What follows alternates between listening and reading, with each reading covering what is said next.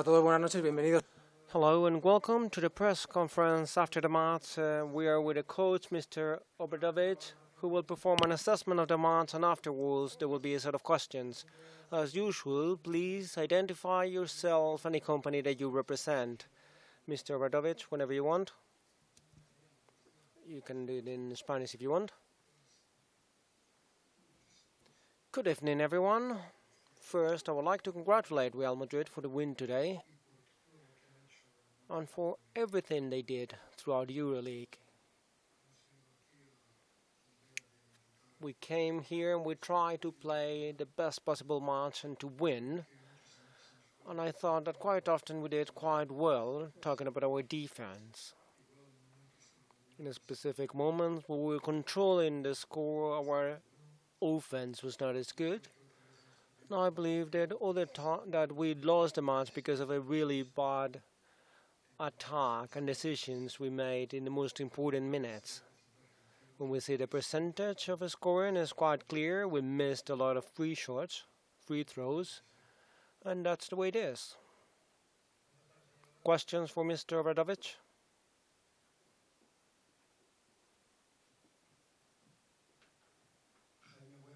Jaime Wen for Full Basket. I would like to ask if you consider this Real Madrid is more dangerous than the one that won the EuroLeague in 2015.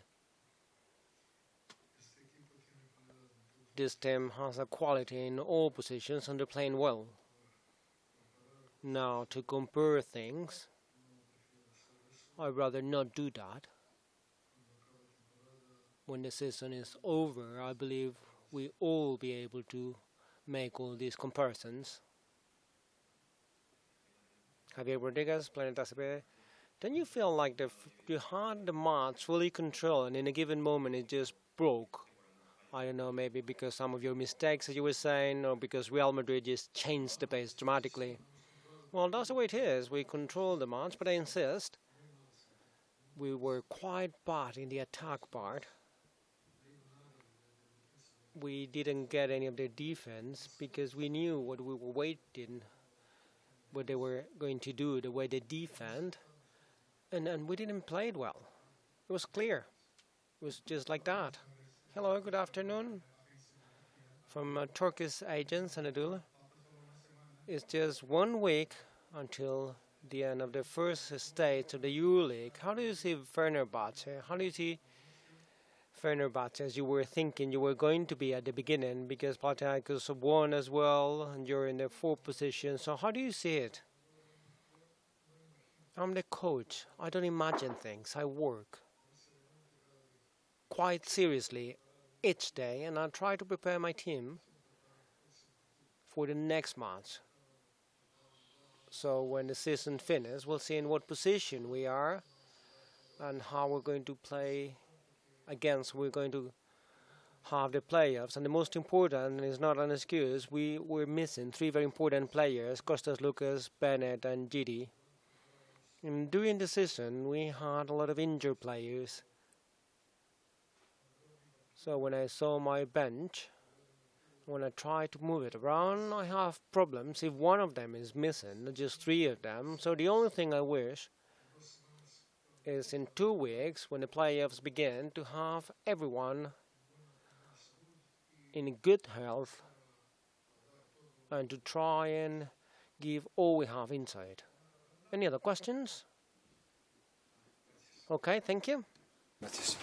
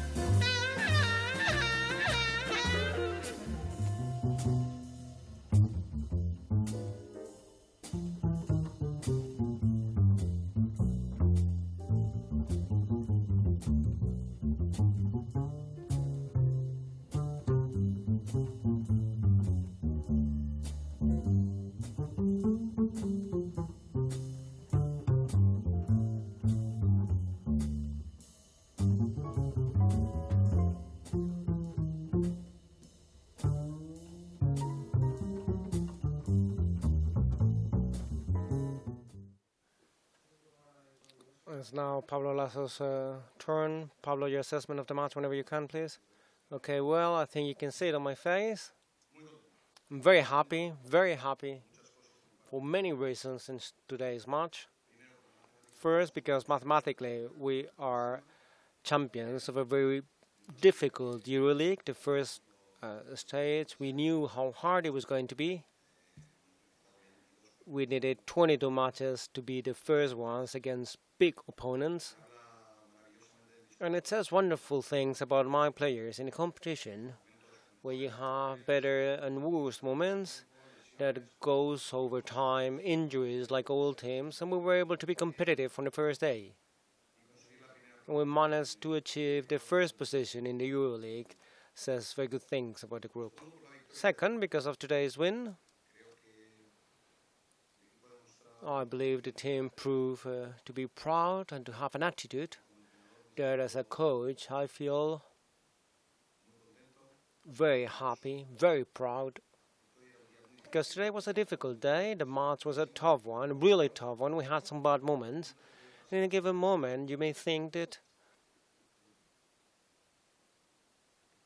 well, for us it was more or less important because we had the home advantage and all that, but I think the team didn't even show that. The support from the fans was amazing, and more than ever, today was our 6th month in the court. Regarding the match, I think it's quite a physical match with two teams who work at the maximum level from the defensive point of view with very little mistakes. It was quite difficult to get advantage positions in the offensive part, and both teams were able to answer them defensively. We talked a lot about Real Madrid, the way they play and the attack, and that's all very good. But you have to know how to get on the trenches, and the team was able today to do that, to get in the trenches and fight for a very tough victory. We suffered, but I think it reinforced the work we've been doing throughout the season. Questions for Pablo, please? Jorge Martinez, Bernabeu. Pablo, today we saw one of the best Rudis in the last few weeks. How do you see him in the dressing room? Did he say something, and how do you think his matches face in the future? Thank you. Well, every time I talk about Rudy, I say the same thing. Rudy is a player that you cannot assess neither from the points, rebounds. There are many things Rudy performs well in the pit, and we know he's a very valuable player for us because of all that. He had a season where he was injured. It was hard for him to get back on track. With this competition, with so many matches, it's difficult to get in. Personally, I'm really happy about your question. Honestly, I'm really happy that you asked that, because that means that you all saw him well. I value Rudy no matter your questions, because I need all my players, and Rudy is another one. And of course I'm happy because you asked, because of course he had a good match. I saw him quite well. But I always wait for the best Rudy, and I hope he improves like all other players, so every day we're a stronger team. Pablo, Javier Ortega's Planet ICB, that proud, that attitude, did you have to look for it in your players? Well, a bit. Especially since we won in Athens. Well, the work was not finished. And we tried not to change our habits. We knew we had a long week, a difficult month, and not to say, okay, we have the first or the second position. You know, don't fall for that. We know we need to be competitive always, and I always mention that beyond the result. But today, during the month, we were able to find players, defensive, offensive players, specific moments. We had a long rotation today, which I think was important to be able to turn a match, which was, of course, quite complex. Pablo Nomi Fernandez, Real Madrid Television, seeing how important the Palace was to get to this situation right now. Is it going to be key in the next time, or are you looking forward to playoffs? For sure. Fenerbahçe, they were saying it themselves. They needed to win to try and access the fourth position because that would give you the home advantage during the playoffs. But that doesn't ensure anything at all. Obviously, if you should have an advantage at the playoffs, you want to have the home one. It doesn't assure anything, but we were looking for it from the first day to be classified and have the home advantage. And then what we did to be able to be competitive all the way to the end and to become champions of the regular league. Now, I'm looking forward for the playoffs, of course, but we still have matches to be played. We have our classification already achieved, but the 8th position is still in the air. And we know it's going to be a tough qualifying round, a tough one. Looking forward for the playoffs. Well, let's enjoy it today, and tomorrow we'll start thinking about that. I have Fuenlabrada on Sunday. Jonas Perez for Realidad Blanca. Further than the first position of Madrid, Vasconia has already qualified. Valencia Basket and Unicaja are playing. Iberostar Tenerife got to the final four of the Champions. What do you think has been performed so good in the Spanish basket to have such good results? I believe the Endesa League competition is really, really good. When we go and play in Santiago, you cannot miss for a second. If you don't play well, they win you. Baskonia is going to play the playoffs of EuroLeague, and 15 days ago, Manresa lost. So the Endesa League competition is quite demanding for the teams playing in Europe, like the ones that got to the end and the ones that stay in the road. It's compulsory to be quite constant because you cannot live it. We've seen Murcia, who played Eurocup, and until it leave Eurocup, it didn't get the pace, so to speak, in Endesa League. I believe you have those two situations. Competitiveness of the Liga makes you being competitive in Europe as well, and the example you provided with the teams. But it also demands a lot, and you may have to pay for it. I think that's something we need to accept. And that's why I always say that it's quite important to have a long roster where everyone can play any day. Any other questions?